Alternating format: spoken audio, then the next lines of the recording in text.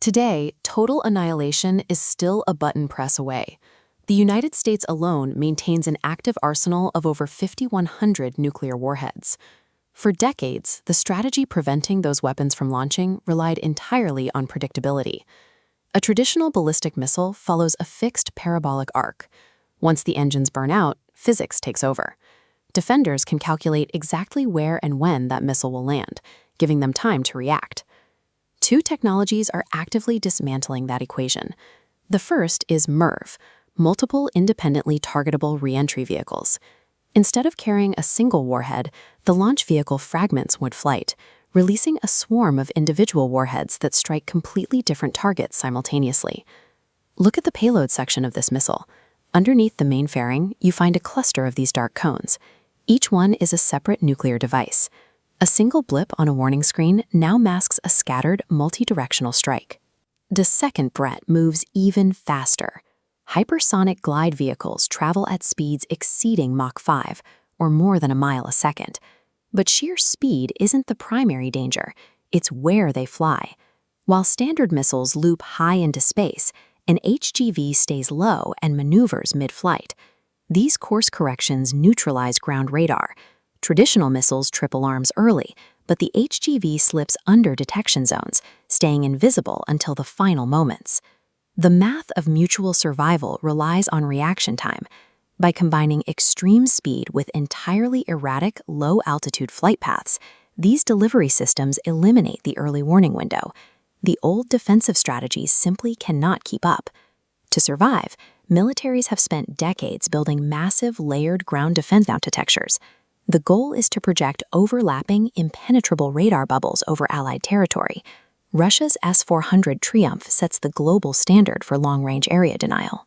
These mobile batteries cast an engagement envelope stretching out to 400 kilometers. Western forces rely on equivalent terminal phase interceptors, like Patriot and THAAD.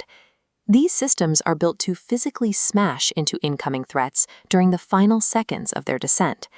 You can see the elevated launch tubes on this THAAD battery, ready to deploy kinetic hit-to-kill interceptors on a moment's notice. But every ground-based system shares a physical limitation: the curvature of the Earth. Radar requires a line of sight. It cannot look through the planet to spot a threat skimming the surface. By the time a hypersonic glider crests the horizon and enters the radar bubble of a Patriot or S-400 battery, the math falls apart. The target is moving too fast, and the remaining distance is too short for the system to lock on and fire. Ground-based defense has hit a physical wall.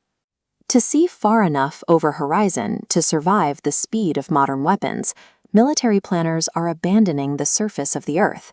The solution is a $175 billion project called the Golden Dome.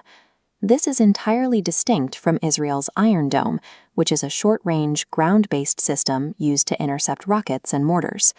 This diagram shows the Golden Dome. A massive satellite constellation in orbit casts overlapping detection cones down to the surface. Looking from space neutralizes Earth's curvature. Hypersonic gliders can stay low, satellites will continuously track their movements from above. Turning orbit into an active defense grid raises severe geopolitical questions, but it relies on a massive loophole written into the 1967 Outer Space Treaty. Article 4 of this treaty, signed here by US and Soviet delegates, prohibits placing nuclear weapons in orbit, but it completely allows conventional, kinetic weapons. Orbit is no longer a peaceful sanctuary. It is being developed into an active, multi-billion-dollar kill zone, designed to intercept threats before they ever re-enter the atmosphere. Yet, even with satellites and lasers scanning from above, the bedrock of mutually assured destruction rests in the crushing blackness of the ocean.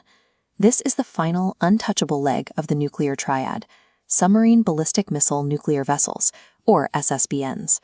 These massive ships patrol thousands of miles of open ocean entirely alone. Their strategic value lies in total survivability. Because they hide miles underwater for months at a time, they are entirely immune to orbital satellite spotting and ground-based radar grids. Each vessel carries submarine-launched ballistic missiles. Their sole purpose is to provide a guaranteed second strike capability. If a nation suffers a devastating first strike, if hypersonic weapons slip past the Golden Dome, and wipe out every ground silo, every Allied airbase, and every command center, the hidden SSBN guarantees total nuclear retaliation.